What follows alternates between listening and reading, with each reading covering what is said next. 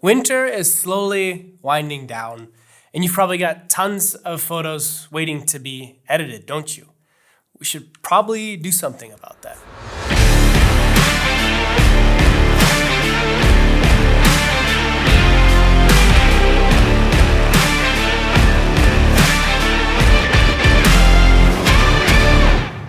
Howdy, I'm going to show you 3 different ways that you can edit your winter tones and winter colors in this video. First one we're going to go over is cooler tones. Second one is going to add a touch of romance or a little bit of warmer tones. And then the third is going to be black and white. So let's get cooking.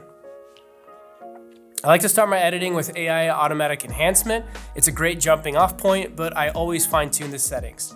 For example, this photo right here looks pretty good after automatic enhancement, but I prefer stronger contrast, so I usually increase the contrast slider here.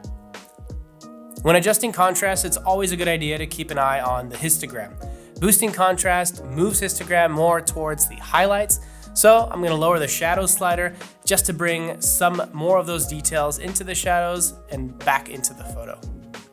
Now with winter shots, especially with snowy landscapes, the histogram naturally is going to be leaning a lot to the right because of the highlights in the snow. Now I noticed some small imperfections in the sky, and that's probably from dust on the lens, and to fix them I'm going to use the healing brush.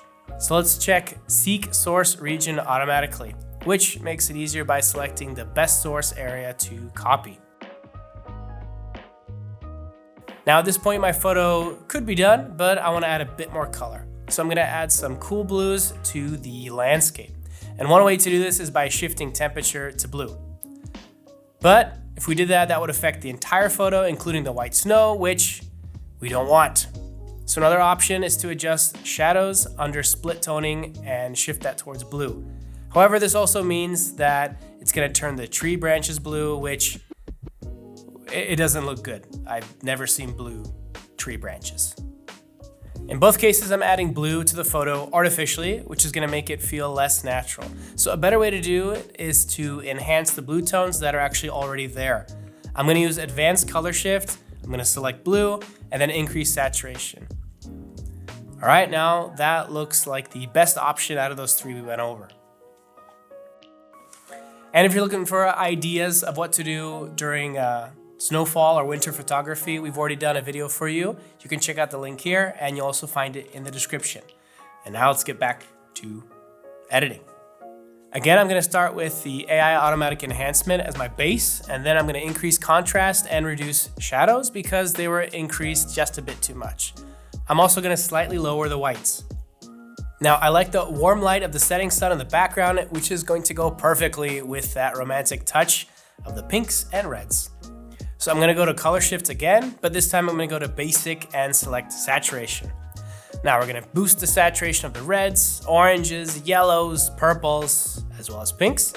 And this emphasizes not only the color of the sky, but also the few leaves still clinging to the trees since autumn left. Now the change is subtle, but when you zoom in, the difference is very noticeable and it really elevates the photo. And now that I'm looking at it, it actually might not be a bad idea to crop the photo just a little bit, just to give the tree a little bit more space and have the sky and snow interplay there more. So I'm going to select crop, set the aspect ratio to 4:3, and then switch the values to make it a portrait. Since this is a fairly minimalistic photo, keeping the tree centered actually works quite well. Now to give the photo even more of a romantic feel as the sun goes down, I'm going to add a gradient filter to the top of the photo and make sure that it doesn't affect the snow beneath. Then I'm going to nudge the temperature towards yellow and tint a little bit towards purple, just a bit, and that's it.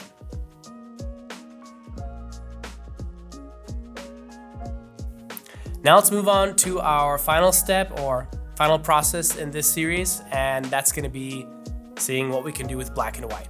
All right, so I chose this picture to demonstrate because it doesn't have any dominant colors, and you see the fog. It's just begging to be turned into a black and white photo full of misery and emotion. By the way, if you're interested in learning what types of photos are good to convert to black and white, we did a video on that as well. You'll find it here, as well as in the description. So first, under color style, I'm going to select black and white. This time I'm going to skip AI auto enhancement and I'm going to adjust exposure on my own because I like my black and white photos to have just a little bit more contrast so that the black and white really stand out. None of that 50 Shades of Grey kind of thing.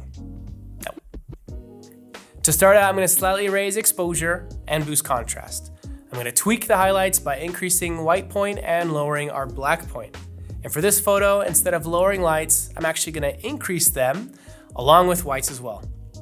Now in this case where I'm increasing lights and whites, it's important to keep an eye on the histogram so that you don't overexpose the photo.